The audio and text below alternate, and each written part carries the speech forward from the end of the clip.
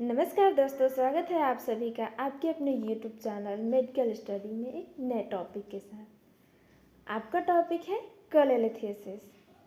Cholelithiasis means stone formation और calculus formation in gall bladder. अगर आम बोलचाल में कहें तो पित्त की थैलियों में पथरी का जमाव हो जाना या फिर पथरी का पाया जाना ही कोलेलिथियासिस कहलाता है। अगर हम बात करें इसके कारण का, तो हाई कोलेस्ट्रॉल लेवल का यूज़ करने से या फिर आपकी बॉडी में कोलेस्ट्रॉल लेवल हाई होने की वजह से हो सकता है, या फिर कैल्शियम के ज़्यादा सेवन से हो सकता है। जहाँ पे स्टोन पाए जाते हैं वहाँ पे उस एरिया में निवास करने से हो सकता है, या फिर बहुत ज़्यादा ओरली कॉन्ट्रासेप्टिव यूज़ करने से भी हो सकता है। अगर आपके इंटेस्टाइन में यानी आंतों में कोई ऑब्स्ट्रक्शन है, कोई बाधाएं हैं जिसकी वजह से भोजन का सही तरीके से डाइजेशन नहीं हो पा रहा है, तो उस कंडीशन में भी हो सकता है। लीवर सिरोसिस यानी लीवर में किसी प्रकार की कोई प्रॉब्लम है, लीवर सही तरीके से अपना वर्क नहीं कर पा रहा है या फिर लीवर डैमेज हो रहा है, तो भी गॉल ब्लैडर में स्टोन हो सकता है। या फिर बहुत ज़्यादा ओबेसिटी, मोटापे की वजह से हो सकता है। डायबिटीज़ मेलाइटिस की कंडीशन में हो सकता है। बाइल डक्ट में कोई ऑब्स्ट्रक्शन हो तो भी गॉल ब्लैडर में स्टोन हो सकता है। या फिर बहुत ज़्यादा ऑयली या फैटी भोजन के सेवन करने से भी गॉल ब्लैडर में स्टोन क्रिएट हो सकता है। अगर हम बात करें इसके लक्षण के कि कैसे पता चलेगा कि आपके गॉल ब्लैडर में स्टोन है, तो आपके पेट में एक्यूट पेन होता है जो बहुत ज़्यादा सीवियर हो सकता है। फैट इंटॉलरेंस यानी बहुत ज़्यादा फैट लेने से क्या करते हैं, फैट का सही तरीके से डाइजेशन नहीं हो पाता है, या फिर एसिडिटी कॉज कर सकता है, इंडाइजेशन कॉज कर सकता है। डकारे आना, जिसे टर्म्स में हम बेल्चिंग कहते हैं, तो डकारे आना या फिर फ्लैटुलेंस यानी पेट में गैस बनना, बहुत ज़्यादा एक्सेस पसीने आना, नॉज़िया एंड वॉमिटिंग फील होना यानी जी घबरा सकता है या फिर वॉमिटिंग हो सकती है। लो ग्रेड फीवर भी हो सकता है और जॉइंटिस भी देखने को मिल सकता है। इसके साथ साथ क्ले कलर्ड स्टूल यानी जो स्टूल का कलर होगा वो मिट्टी के कलर की तरह दिखेगा। वेट लॉस भी देखने को मिलता है। तो ये सारे लक्षण हैं जिनकी वजह से आप पहचान सकते हैं कि आपके गॉल ब्लैडर में स्टोन है या नहीं है। तो ये तो आपके केवल लक्षण है जिससे अंदाज़ा लगाया जा सकता है कि हाँ, गॉल ब्लैडर में स्टोन हो सकता है।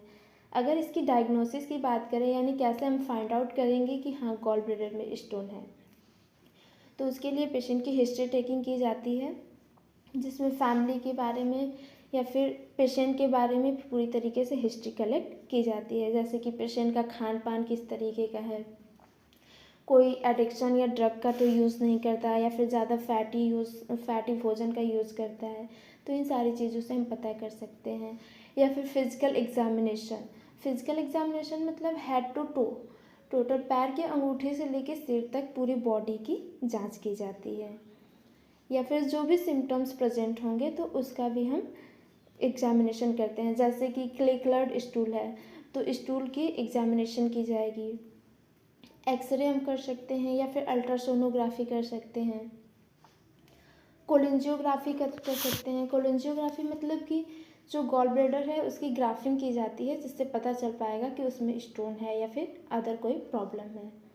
कोलेंजियो पैनक्रिएटोग्राफी भी कर सकते हैं। इसमें गॉल ब्लैडर एंड पैनक्रियाज दोनों की ग्राफिंग की जाती है। हेपेटिक एसिड एनालॉग स्कैन भी कर सकते हैं, या फिर blood investigations, stool examination and urine analysis. इन सारी जांचों से हम कोलेलिथियासिस को फाइंड आउट कर सकते हैं। अगर आपको पता चल गया कि हाँ गॉल ब्लैडर में स्टोन है, तो उस कंडीशन में हम ट्रीटमेंट क्या लेते हैं या फिर ट्रीटमेंट क्या प्रोवाइड करते हैं। तो कोलेलिथियासिस की कंडीशन में हम लो फैटी डाइट प्रोवाइड करेंगे, यानी ज़्यादा फैटी डाइट नहीं देंगे पेशेंट को, क्योंकि क्या करेगा, पेशेंट फैट को इंटॉलरेंस नहीं कर पाता है, उसको वेयर नहीं कर पाता है।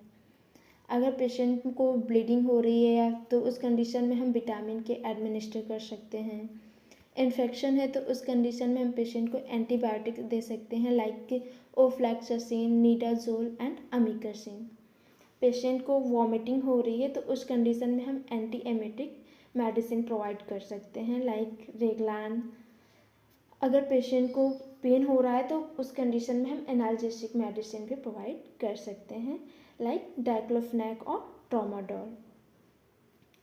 स्टोन डिसॉल्विंग ड्रग भी हम प्रोवाइड करते हैं ताकि पेशेंट के जो गॉल ब्लैडर में स्टोन है वो डिसॉल्व हो जाए, ख़त्म हो जाए या फिर धीरे धीरे वो गल जाए, लाइक यूरोडेक्सोकोलिक एसिड और क्लेंडोडॉक्सिकोलिक एसिड।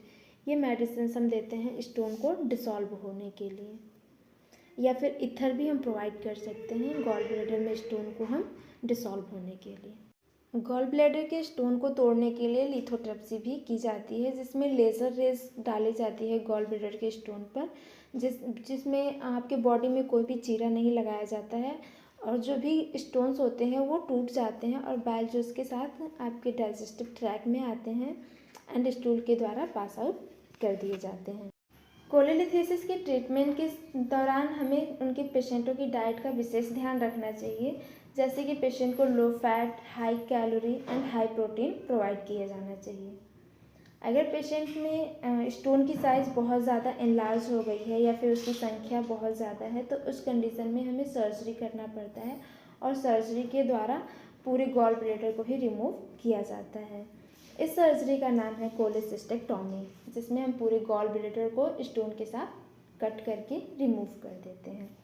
अगर बात करते हैं हम इसके नर्सिंग मैनेजमेंट की, तो अगर पेशेंट को माइल्ड या मॉडरेट पेन है तो उस कंडीशन में पेशेंट को डाइवर्जनल थेरेपी दी जा सकती है, जिससे पेशेंट के माइंड को डाइवर्ट करके इधर उधर की बातों में या फिर म्यूज़िक या फिर गेम, जो भी पेशेंट की पसंदीदा चीज़ें हैं उसके अकॉर्डिंग पेशेंट के माइंड को डाइवर्ट किया जा सकता है। अगर पेशेंट को ज़्यादा सीवियर पेन है तो उस कंडीशन में अकॉर्डिंग टू डॉक्टर प्रेस्क्रिप्शन हम एनाल्जेसिक ड्रग्स भी दे सकते हैं। पेशेंट के एंजाइटी लेवल को रिड्यूस करना चाहिए और पेशेंट के माइंड में अगर कोई भी डाउट या क्वेश्चंस हो तो उसको क्लियर करना चाहिए। पेशेंट की फ्लूइड एंड इलेक्ट्रोलाइट्स को भी बैलेंस करके रखना चाहिए, मेंटेन करके रखना चाहिए। अगर पेशेंट को वॉमिटिंग हो रही है तो उस कंडीशन में एंटीएमेटिक भी प्रोवाइड की जानी चाहिए। डिहाइड्रेशन एंड ओवर हाइड्रेशन को भी चेक करते रहना चाहिए कि पेशेंट में वाटर की कमी तो नहीं हो रही है या फिर वाटर बहुत ज़्यादा तो नहीं हो रहा है, तो इसको भी असेस करते रहना चाहिए। पेशेंट को ज़्यादा से ज़्यादा लिक्विड डाइट लेने के लिए इनकरेज करना चाहिए। अगर पेशेंट ओरल इंटेक में असमर्थ है, अनेबल है, तो उस कंडीशन में आईवी लाइन के द्वारा आईवी फ्लूइड्स एडमिनिस्टर किए जाते हैं। पेशेंट के इंटेक आउटपुट चार्ट को भी मेंटेन करना चाहिए, यानी पेशेंट कितना इंटेक कर रहा है और कितना उसका आउटपुट आ रहा है, इसको भी चेक और नोट डाउन करते रहना चाहिए। पेशेंट की न्यूट्रिशनल नीड्स को भी पूरी करनी चाहिए। पेशेंट को अगर अल्कोहल वगैरह ले रहा है तो उसको मना करना चाहिए। खाली पेट रहना या फिर दवाएं लेना या फिर अधिक चाय या कॉफ़ी सेवन करने से मना करना चाहिए। पेशेंट को ताज़े भोजन लेने के लिए मोटिवेट करना चाहिए। अगर ज़्यादा स्पाइसी या फिर ऑयली फूड ले रहा है तो पेशेंट को मना करना चाहिए कि ज़्यादा ऑयली या स्पाइसी फूड न लें। High calorie and high protein diet provide करना चाहिए। कॉन्स्टिपेशन के प्रिवेंशन के लिए हाई फाइबर डाइट प्रोवाइड किए जाने चाहिए। पेशेंट के ग्लूकोज लेवल को भी असेस करते रहना चाहिए। लंबे समय से बेड पर लेटे रहने की वजह से पेशेंट को कॉन्स्टिपेशन की कंप्लेन हो सकती है, तो उस कंडीशन में माइल्ड लैक्सेटिव ड्रग्स प्रोवाइड किया जाना चाहिए, like milk of magnesia. Milk of magnesia को हम इनो के नाम से भी जानते हैं। पेशेंट को कंफर्ट और नींद प्रोवाइड करना चाहिए, प्रॉपर मात्रा में, पर्याप्त मात्रा में नींद लेने के लिए मोटिवेट करना चाहिए। पेशेंट को अच्छा इन्वायरमेंट प्रोवाइड करना चाहिए ताकि पेशेंट सही तरीके से नींद ले सके। पेशेंट की मेडिसिन का भी ध्यान रखना चाहिए और सही समय पे पेशेंट को मेडिसिन भी प्रोवाइड की जानी चाहिए। यदि पेशेंट आराम कर रहा हो तो उसे अनावश्यक डिस्टर्ब नहीं करना चाहिए। पेशेंट की बेड मेकिंग भी की जानी चाहिए, उसके बेड को सही तरीके से रिंकल फ्री बनाना चाहिए और सेडेटिव ड्रग्स भी प्रोवाइड की जानी चाहिए अगर ज़रूरी हो तो। पेशेंट के इन्वायरमेंट को, हाइजीन को भी मेंटेन करके रखना चाहिए। पर्सनल एंड इन्वायरमेंटल हाइजीन दोनों को मेंटेन करके रखना चाहिए। पर्सनल हाइजीन को मेंटेन करने में नर्स को पेशेंट की हेल्प भी करनी चाहिए। पेशेंट की माउथ केयर भी करनी चाहिए। यदि पेशेंट वीक है या फिर अनेबल है मूव करने में तो उस कंडीशन में बेड बाथ भी प्रोवाइड किया जाना चाहिए। पेशेंट के रिलेटिव्स को हाइजीन मेंटेन करने के लिए इनकरेज करना चाहिए और एजुकेशन प्रोवाइड करना चाहिए। तो ये था आपका कोलेलिथियासिस, इसके कारण, लक्षण, डायग्नोसिस, ट्रीटमेंट और नर्सिंग मैनेजमेंट। आई होप ये टॉपिक आप लोगों को सही तरीके से क्लियरली समझ में आ गई होगी। कोलेलिथियासिस से रिलेटेड कोई भी डाउट्स या क्वेश्चन है तो आप पूछ सकते हैं। अगर ये क्लास आप लोगों को पसंद आई हो तो इसे लाइक सब्सक्राइब ज़रूर करिएगा और अपने दोस्तों के पास भी शेयर ज़रूर करिएगा, जिससे अगर किसी को भी कोलेलिथियासिस हो तो उसके पास भी ज़रूर करिएगा, ताकि उसे भी उसकी बीमारियों के बारे में नॉलेज हो सके। ये क्वेश्चन आप लोगों के लिए, इसका आंसर आप लोग कमेंट बॉक्स में ज़रूर करें। आपका क्वेश्चन है कोलेसिस्टेक्टोमी किसे कहते हैं?